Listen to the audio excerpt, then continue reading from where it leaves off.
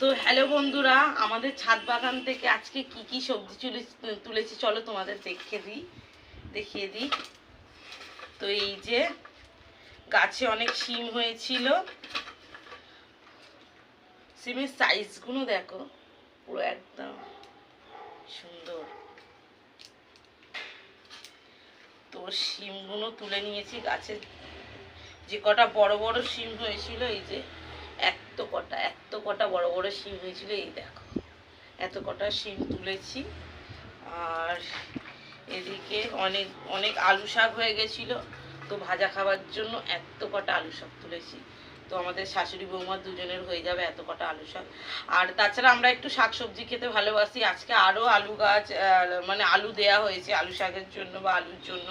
3টে ডামে আলু দেয়া হয়েছে, বিনস হয়েছে। তো বিনস এখনও তোলা হয়নি, যেদিনকে তুলবো সেদিনকে তোমাদের ব্লগটা নিশ্চয়ই শেয়ার করব। তো এখনকার মতো টাটা। আমার ব্লগ যদি তোমাদের ভালো লাগে আমার চ্যানেলটিকে সাবস্ক্রাইব করো, এইভাবেই আমার পাশে থাকো। টাটা।